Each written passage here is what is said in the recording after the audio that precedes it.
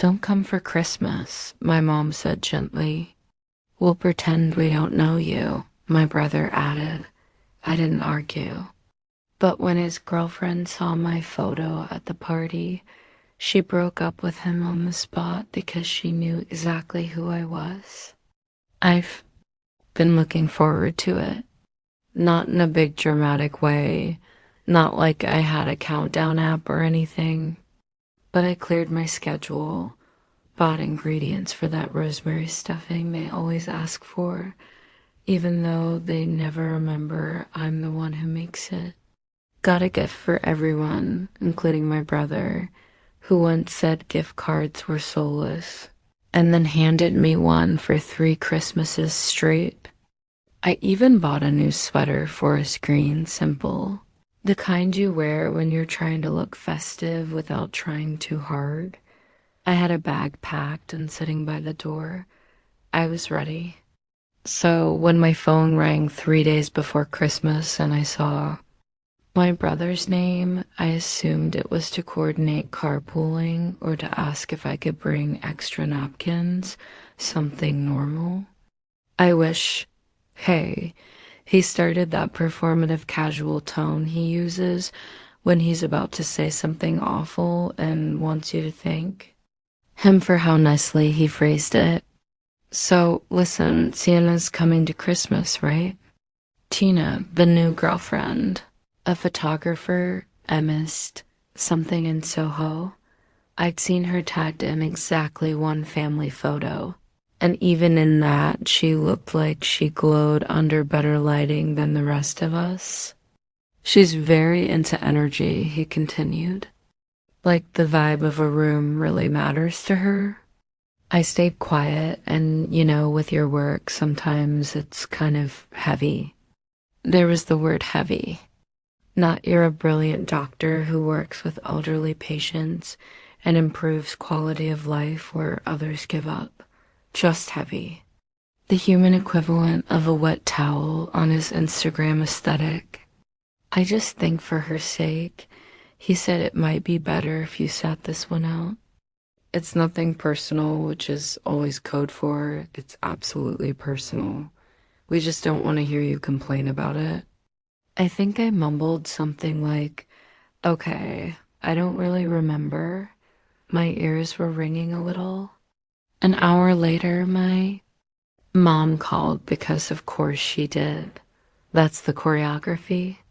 Honey, she began soft and sweet, like she wasn't about to lob a grenade at my chest. We're just trying to make things easy for everyone. You know how sensitive she is, and Duran's really trying with this one. This one, like she was a rescue dog, he was hoping wouldn't pee on the carpet. If you come, it could cause confusion, she said. Honestly, we probably wouldn't answer the door just so everyone stays comfortable. Right, because my presence would ruin the comfort of people who didn't even want me there. I didn't yell, didn't ask how they could say that to me. I just said, okay, and hung up. Then I sat down on the couch, stared at the blinking cursor on my laptop screen, and opened my banking app instead. Mortgage payment canceled. Car loan top-up canceled. Home maintenance slush fund frozen. The plumbing leak I paid for last fall suddenly not my problem. The car battery I replaced last spring. Good luck next time it stalls. They wouldn't feel it right away.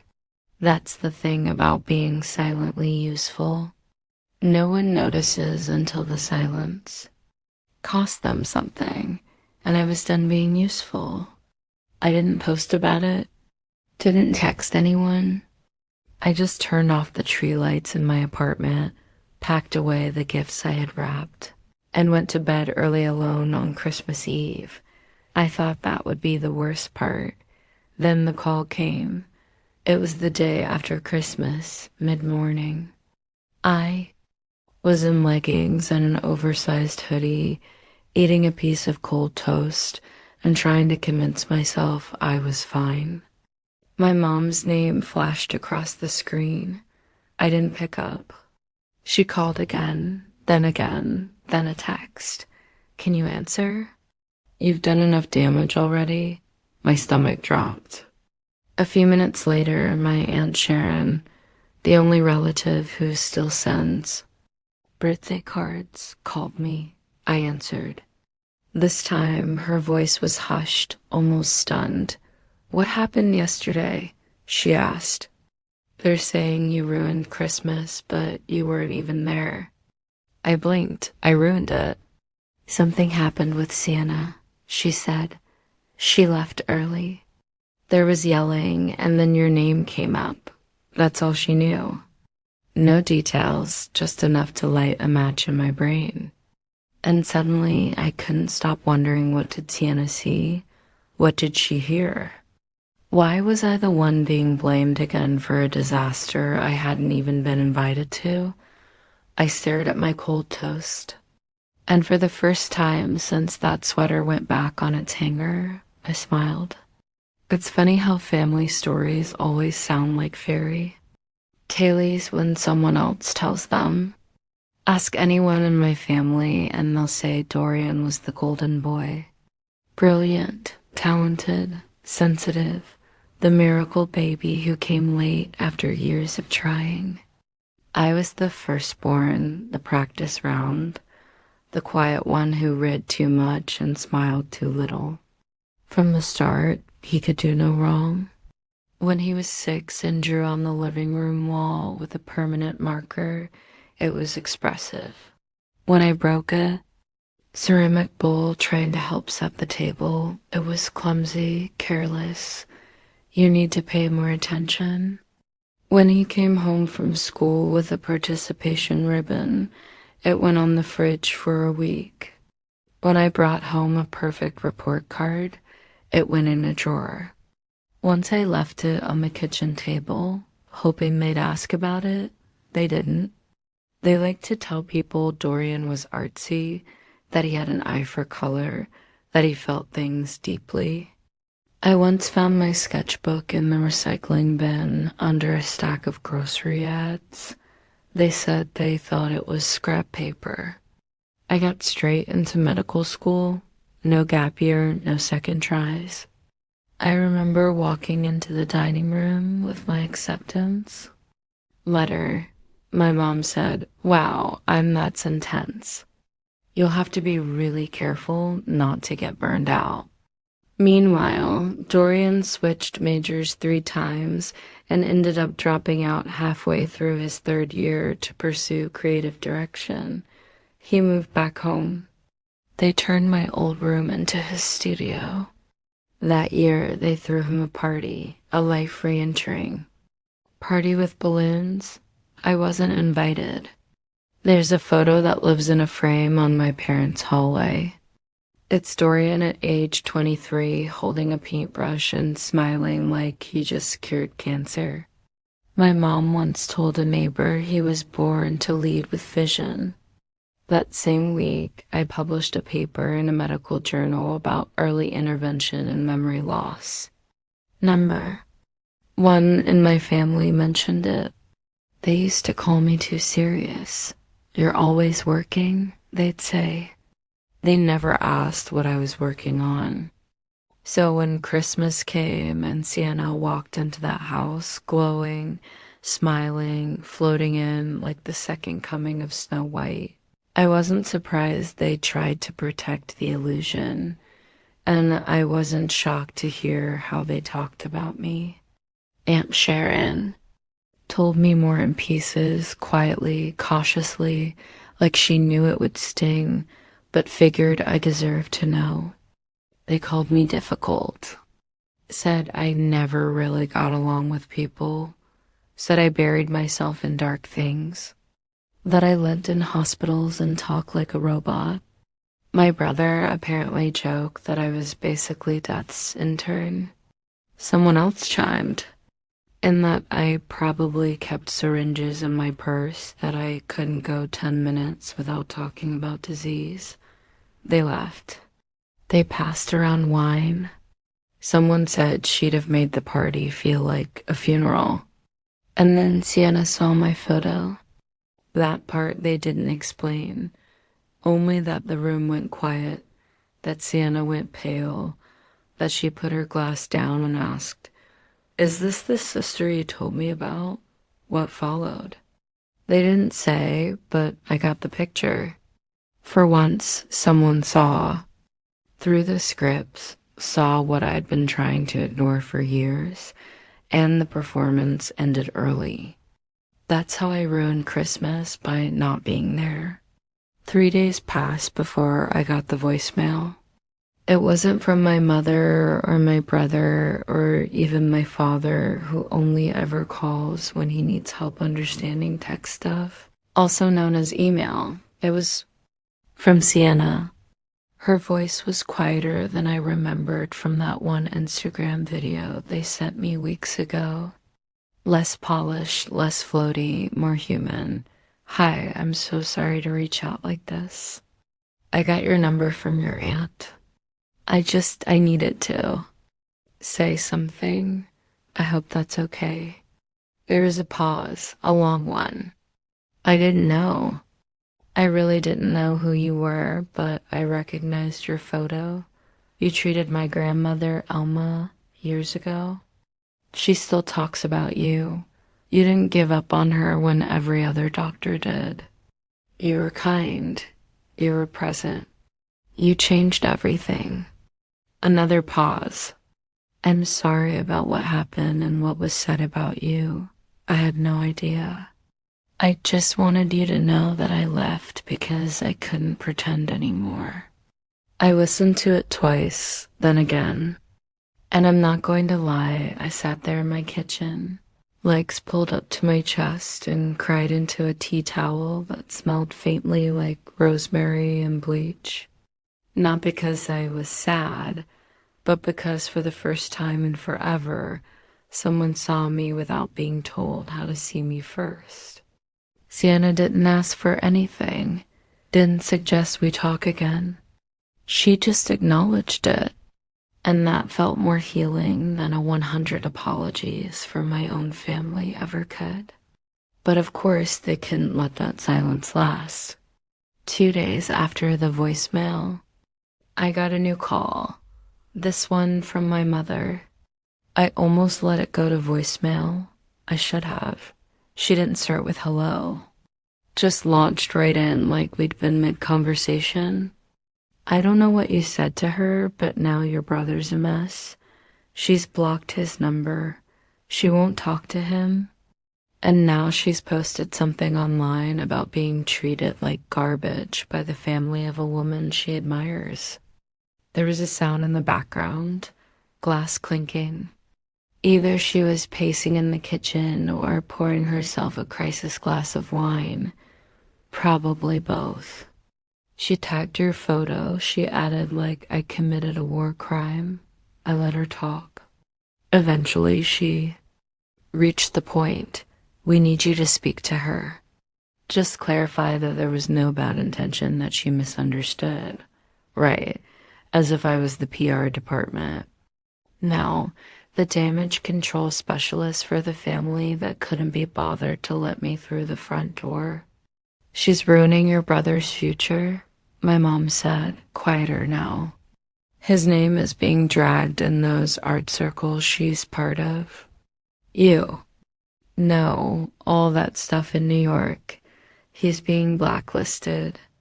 I almost laughed, not because it was funny, but because of the absurdity. They'd spent decades trying to make me invisible. Now, the consequences of that invisibility had finally hit. Something they cared about, their image. I didn't respond, just said I'd think about it.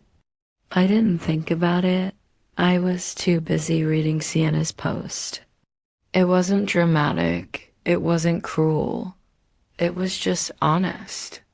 She wrote about the woman who saved her grandmother's life, about how she'd gone to Christmas expecting warmth and connection, and instead found a family who made jokes at that same woman's expense. A family who painted her as cold, clinical, hard to love. She didn't name me, but she didn't have to. Her words were calm but sharp, thoughtful but unforgiving. By the end, she wrote, "Some people hide cruelty behind polite smiles and holiday lights." But the moment I saw that photo, I remembered what real kindness looks like. And it wasn't anyone sitting at that table. It went viral in her circles. I saw the likes, the shares, the comments. And for once, none of them were saying I was difficult or depressing or heavy. They were saying I mattered. That same night, I got a text from my father, just one line. "You need to fix this." As if I was the one who broke it, I didn't respond. The next morning, I got another call, this time from Dorian. I debated answering, but curiosity won. His voice was rough, like he hadn't slept. "I didn't know she knew you," he said. "You could have just said something." I stared at the wall. "You told me not to come." I was trying to protect the vibe. "The vibe?" I repeated. He sighed. "You know what I mean? I really don't." Another pause. "She's serious," he said eventually. "She ended things. I don't think it's fixable. She said the way we talked about you made her sick." "I didn't say anything," he went on. "She blocked me, and now other people are reaching out saying I'm toxic, like I'm some kind of villain." "Imagine that," I said dryly. Then he tried it. "The guilt card. I always thought you were fine, that you didn't need anything from us, that you didn't want to be part of things. I didn't know it hurt you." I stared out the window. "You didn't want to know." I said silence then. "So you're not going to help?" I smiled to myself. I think the truth helped all by itself. He hung up. I didn't feel triumphant. I didn't gloat. It just felt done. A few hours later, Aunt Sharon called again. Sienna reached out to me. She asked for your mailing address. Said she wanted to send something. I hesitated, then gave it to her. The letter arrived 3 days later, handwritten, thick paper, ink slightly smudged in places. Inside, she told me her grandmother still did yoga twice a week, still walked to the market, still told the story of the young doctor who looked her in the eye and said, "You're not done yet." She thanked me not just for saving her grandmother, but for showing her what real strength looked like. I kept that letter framed. I even hung it just beside my desk where I do my end-of-day notes. And as I filed another patient update, I realized something. For the first time in years, I didn't feel like I had to prove anything. Not to them, not to anyone. I didn't save a life for praise. I didn't cancel payments for revenge. I didn't ruin Christmas to make a point. But the truth had its own timing, and this time it showed up right on schedule. They say families come together in times of crisis. Mine came together to draft an email. It arrived 3 days after Sienna's letter. Subject line, "Let's reset things." It was signed by all three of them, my mom, my dad, and Dorian. A united front like they were submitting a group project. The tone was what you'd expect from people who think apologies are a form of negotiation. They didn't actually say sorry, not directly. Instead, they acknowledged that emotions had run high and regretted the way things may have been perceived, which translated from emotionally avoidant to English means, "We still think we're right, but we're worried about the fallout." Email went on to say that the whole Christmas situation had gotten out of hand, and perhaps everyone could benefit from a fresh start. They suggested a family brunch, neutral territory, open-hearted discussion. Also, this was buried about 3 paragraphs down, they'd appreciate if I reached out to Sienna and asked her to delete her post because apparently brunch was conditional on me restoring Dorian's reputation. I didn't respond, not to that, not even with a sarcastic gif. I waited because if there's one thing my family is terrible at, it's patience. And right on cue, the escalation arrived.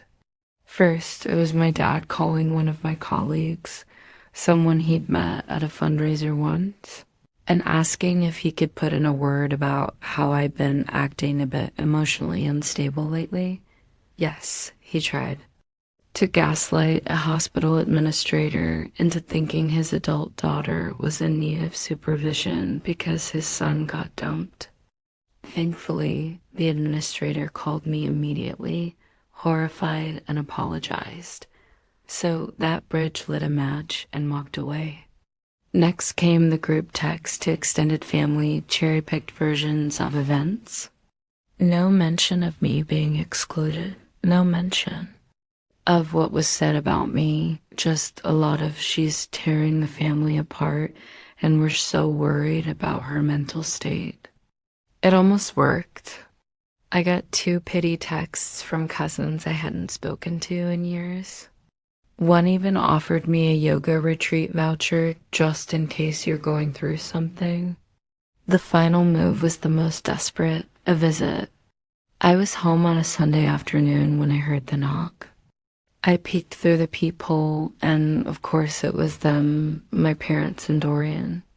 I opened the door and leaned against the frame, arms crossed. "We just want to talk," my mom said. I let them in, not because I wanted to, just because I needed to hear how low they'd go. They sat down like this was some kind of intervention. My father spoke first. "We raised you. We paid for everything growing up. You're only where you are because of our sacrifices." Yes. The old investment argument.